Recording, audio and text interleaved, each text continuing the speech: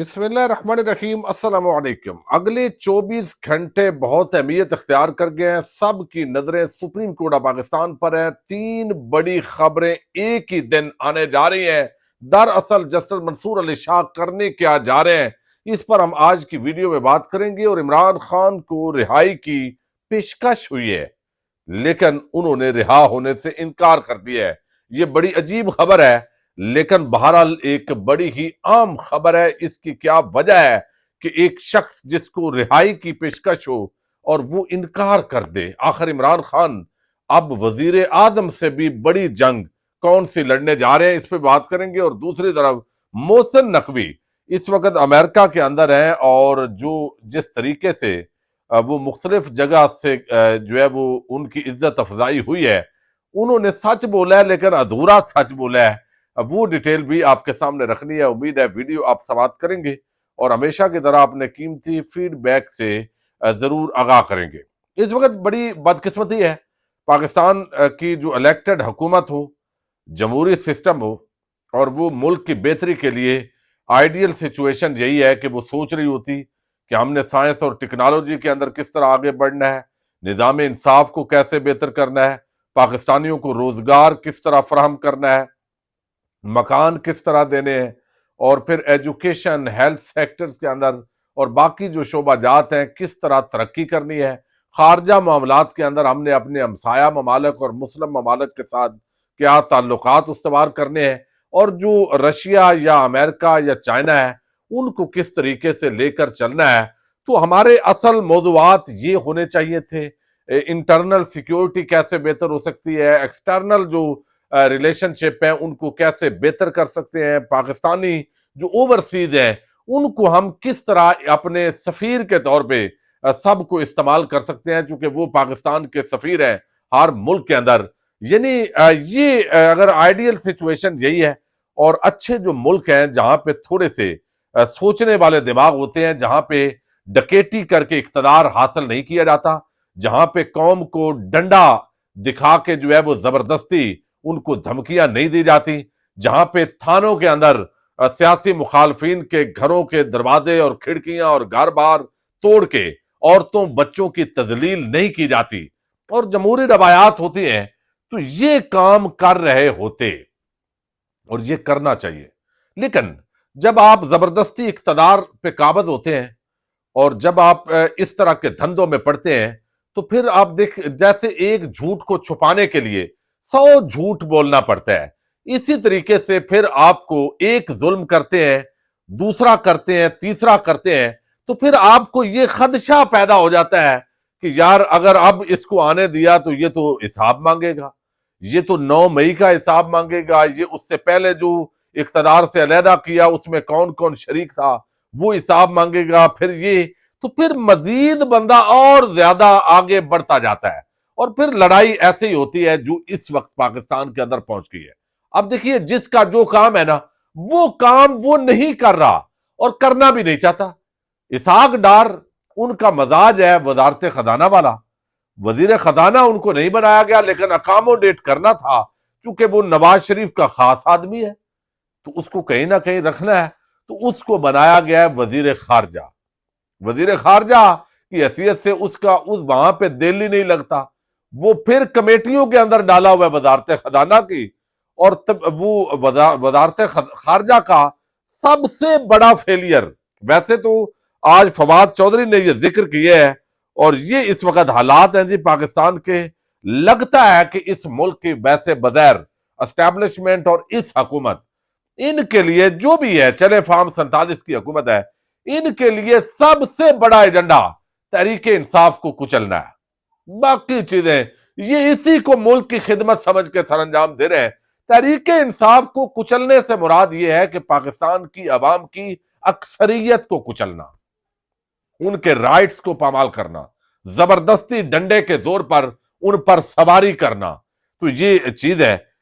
अब आज आप देखिए, पाकिस्तान आलम इस्लाम का सबसे बड़ा मुल्क है आबादी के लिहाज से इंडोनेशिया, ये आज बात की है। आप देखें, फवाद चौधरी साहब ने ये खबर दी है, वो कहते हैं पाकिस्तान के तारीखी दोस्त और सबसे बड़े इस्लामी मुल्क के सरबराह یہ صدر ہیں انڈونیشیا کے، وہ ان کا نام ہے پریبو سبیناٹو، ٹھیک ہے۔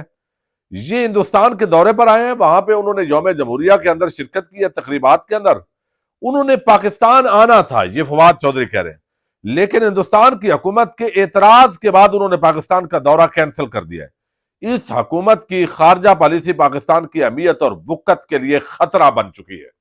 اب یہ حالات ہیں، یہ دیکھیں نا، کوئی ٹینشن بھی نہیں ہے، اور ویسے ایس آئی ایف سی ہم نے بنائی ہے، ہم نے ادھر سے اتنا لے کے آنی ہے انویسٹمنٹ، اور اس کے بعد آپ کہتے ہیں قرض آ گیا ہے 20 ارب کا ملے گا، تو یہ بھی ایس آئی ایف سی کا کارنامہ ہے۔ یعنی جس کا جو کام ہے وہ نہیں کرنا، باقی کام کرنے ہیں، اور کریڈٹ بھی لینا ہے۔ ڈس کریڈٹ جب دینا ہو تو پھر آپس میں یہ کرتے ہیں۔ ابھی محسن نقوی جو وزیر داخلہ ہے، لیکن وہ وزیر خارجہ کا کام کرنے امریکہ گیا، اور وہاں پہ اب ادھر ادھر سب فری عمران خان کی ٹویٹ کر رہے ہیں۔ اب اس سے بڑی بے عزتی کیا ہو سکتی ہے؟ لیکن بھائی بے عزتی پروف ہے۔ اب انہوں نے گفتگو کی ہے، اور وہ کہہ رہے ہیں میں تو ماشاءاللہ دورہ بڑا کامیاب رہا ہے۔ اور دورہ کامیاب کیسے ہوا ہے؟ اب انہوں نے بتایا جی اپنا محسن نقوی نے، لیکن ایک بات اس کے اندر جو ہے اس نے سچ بولی ہے۔ محسن نقوی کہتے ہیں کہ امریکہ میں چین کے خلاف کسی تقریب میں شرکت نہیں کی۔ اور بھائی چین کے خلاف تقریب نہیں تھی، وہ جو ادارہ ہے نا جہاں آپ ملنے گئے، سوال یہ ہے کہ اس کا ایجنڈا ہی چین مخالف ہے۔ جس پروگرام میں آپ گئے ہوں گے وہ پتا چلے، اگر ان کو جو چین مخالف ہے تو اسے پتا بھی چل جائے کہ یہ وزیر داخلہ آیا اور ادھر ادھر جو ہے وہ پھر رہا ہے، اس بیچارے کو کہیں پہ کوئی گھاس نہیں ڈال رہا، تو وہ شکر کریں گے، آؤ یار یہ خدمت سر انجام دو۔ تو پھر جو ہے وہ امریکہ، وہ کہتے ہیں چین کے خلاف کسی تقریب میں شرکت نہیں کی۔ نہیں، آپ بتائیں، اس سوال کا جواب دیں کہ جس ادارے کے اندر آپ گئے اور جن کی تقریب میں شرکت کی ہے وہ چین مخالف ہے یا نہیں ہے، وہ آپ اس کا رد کریں، یہ بات ہے۔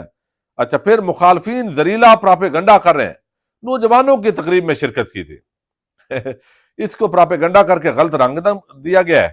ٹھیک ہے بھائی، ادھر تو آپ نہیں بولے، ادھر آ کے آپ ان کے شناختی کارڈ بلاک کریں گے، اور پھر آپ جو ہے ان کے پاسپورٹ بلاک کریں۔ ایک ہی تو آپ کے پاس حل ہے، یعنی ایک ہی آپ سمجھتے ہیں کہ جب اس طرح ڈنڈا دکھائیں گے تو پوری قوم جو ہے وہ سکڑ جائے گی، اور اب رہی سی قطر جو پیکا ایکٹ کے اندر ترمیم کی گئی ہے اس کے اندر نکال دی گئی ہے۔ تو اب وہ کہتے ہیں کہ ایسے پراپیگنڈا سے کوئی فرق نہیں پڑتا۔ فرق پڑتا ہے، یہ پراپیگنڈا نہیں ہے پہلی بات تو یہ ہے کہ آپ کہہ رہے ہیں یہ پراپیگنڈا ہے، دوسرا فرق پڑتا ہے، اس لیے آپ کو تپش بھی فیل ہوئی ہے۔ آپ ایک بندے کو جا کے ملے ہیں اور اس نے ان دو لوگوں نے تو اسی وقت فری عمران خان کہہ دیا ہے، تو فرق پڑتا ہے۔ اور آپ ویسے چونکہ ڈیٹ ہو جائے بندہ تو کوئی نہیں پڑتا، یہ بھی بات ٹھیک ہے۔ میں کسی بھی اینٹی چائنا فنکشن میں نہیں گیا۔ امریکہ کے افغان نمائندگان کو پاکستان کے خلاف اکسایا جا رہا ہے، یہ بات تو تسلیم آپ نے کر لی ہے۔ سیاست کریں لیکن اس حد تک نہ جائیں کہ پاکستان کا نقصان ہو۔ آپ سیاست کرنے کہاں دے رہے ہیں بھائی؟ لوگوں کا رونا ہی یہ ہے کہ آپ سیاست نہیں کرنے دے رہے، سیاست تو آپ کر رہے ہیں۔ آپ جیسے لوگ جو ہے وہ جن کا کوئی تعلق واسطہ نہیں تھا تو وہ کر دیا ہے، تو پھر لوگ کہاں تک جائیں بتائیں آپ؟ یعنی ملک کا نقصان کر کون رہا ہے؟ وہ بھئی آپ تو نہیں کر رہے۔ یہ بھی سوال ہے کہ ملک کا نقصان آپ کر رہے ہیں یا پاکستان کی عوام یا تحریک انصاف کر رہی ہے؟ یہ اس پہ دلیل کے ساتھ بات کر لیں آپ۔ اچھا، پاکستان، انہوں نے کہا کانگریس اراکین کے ساتھ ملاقاتیں بہت مثبت رہی ہیں، ماشاءاللہ، زندہ باد جی۔ اچھا، دوسرا یہ خبر ہے زبیر علی خان کی، اور ویسے میں نے نام لے دیا ہے، بہت سارے اس وقت اسلام آباد کے اندر یہ بات ہے اور کئی مرتبہ پہلے بھی ہو چکی ہے کہ عمران خان کو پیشکش کی گئی ہے کہ آرمی چیف اور اسٹیبلشمنٹ پر تنقید چھوڑ دے۔ جس طرح نواز شریف اور مریم نواز نے خاموشی اختیار کر لی تھی اور بدلے میں آسانیاں ہی آسانیاں ہیں، لیکن عمران خان نے صاف انکار کرتے ہوئے آمریت کے خلاف دوبارہ سڑکوں پر آنے کا فیصلہ کیا ہے۔ اب یہ خبر ہے، اور یہی خبر ہے۔ عمران خان اس طرح کی رہائی نہیں چاہتے کہ کوئی ڈیل لیں ڈھیل لیں، یہ بات ہم روز کرتے ہیں۔ اسٹیبلشمنٹ کو اب عمران خان کی رہائی چاہیے، لیکن اس انداز میں چاہیے کہ عمران خان جھکا ہوا نظر آئے۔ تو اس طریقے سے عمران خان باہر نہیں آنا چاہتے۔ عمران خان اس وقت پاکستان کی مجبوری بن چکا ہے۔ جس کو تھوڑی بہت بھی یعنی پاکستان کی فکر ہے وہ یہ بات سمجھتا ہے۔ باقی یہ ضد اور اناؤں کی جنگ بغیر جو ہے وہ لگی ہوئی ہے۔ دو خاندانوں کو اقتدار میں رکھنے کے لیے، ان کی نسلوں کو اقتدار میں رکھنے کے لیے اس وقت پوری پاکستانی قوم بڑی بھاری قیمت ادا کر رہے ہیں۔ اب یہ ان کی خبر یہ ہے کہ عمران خان کو رہائی تو چاہتے ہیں کہ دی جائے، لیکن وہ سمجھتے ہیں کہ خاموشی ہو تاکہ ہمیں فیس سیونگ ملے، لیکن عمران خان فیس سیونگ دینے کے لیے تیار نہیں ہے۔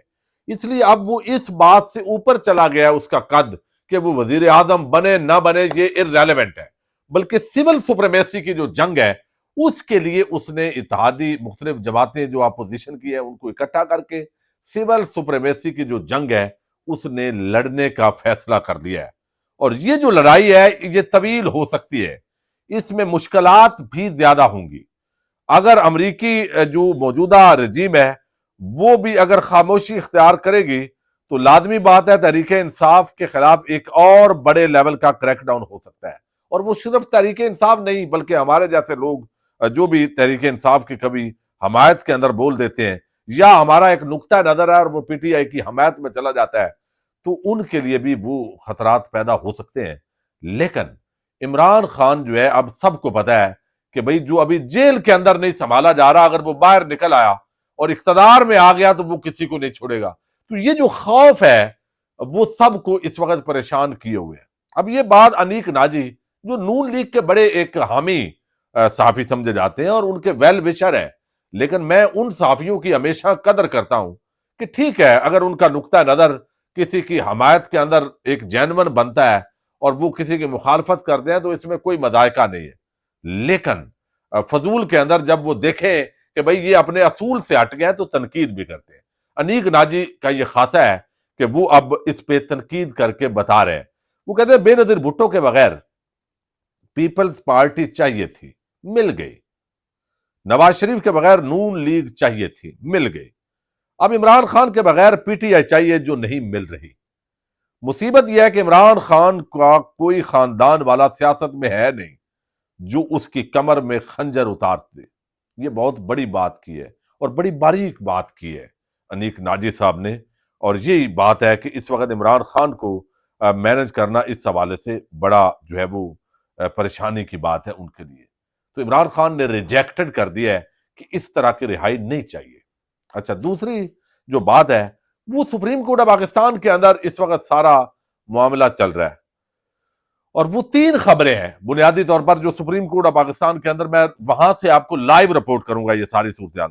ایک تو ایڈیشنل رجسٹرار کے خلاف توہین عدالت کیس کا فیصلہ ہے، یہ اب جسٹس منصور علی شاہ اور جسٹس عقیل عباسی کا فیصلہ یہ کل سنایا جائے گا۔ اب تو آپ سمجھیں کہ اس کے اندر 20-18 گھنٹے باقی ہیں۔ یہ فیصلہ کیا ہوتا ہے؟ کیا اس کے اندر جو ججز ہیں ان پر توہین عدالت لگے گی یا رجسٹرار تک معاملہ رہتا ہے، فل کورٹ کی طرف معاملہ جاتا ہے؟ وہ کیا کہتے ہیں، اور جو وہ کہتے ہیں فیصلہ دیتے ہیں، کیا اس پر عمل درآمد ہوتا ہے؟ نہیں ہوتا۔ کہیں وہ 26ویں آئینی ترمیم اور یہ جو بینچ ہے ان کو اڑا دیں اور اگر اس پہ سٹے دے دیں تو پھر یہ سارے بہت سارے قانونی جو ہے وہ سوالات ہیں۔ یہ بڑے عام فیصلہ ہوگا۔ دوسرا جو ہے وہ ایڈیشنل رجسٹرار کو جاری شو کاز نوٹس کے خلاف ایک 6 رکنی بینچ بنایا گیا ہے۔ جسٹس مندوخیل کی سربراہی میں یہ نظر ثانی کیس کی وہ سماعت کرے گا، اس کا کیا جواب ہوگا یہ بھی عام ہے۔ اور 26ویں آئینی ترمیم کے خلاف دائر تمام درخواستوں پر آئینی بینچ بھی سماعت کرنے جا رہا ہے۔ 26ویں آئینی ترمیم کی سماعت بھی کل سے شروع ہو رہی ہے، اور یہ جسٹس منصور علی شاہ والا فیصلہ بھی آ رہا ہے، اور فیصلہ بڑا سرپرائزنگ لگ رہا ہے۔ جو ان کا موڈ ہے اور جو ہم نے ساری کاروائی جو سنی اور جو سمجھا ہے اس پوری معاملے کو، تو ایسے لگتا ہے کہ وہ جو ہے وہ جس طرح پچھلے 2-3 دنوں کے اندر ڈیولپمنٹس ہوئی ہے کہ وہ بہت ہی ایک دورس اثرات مرتب کرنے والا جو فیصلہ ہے وہ ہو سکتا ہے۔ پاکستان زندہ باد۔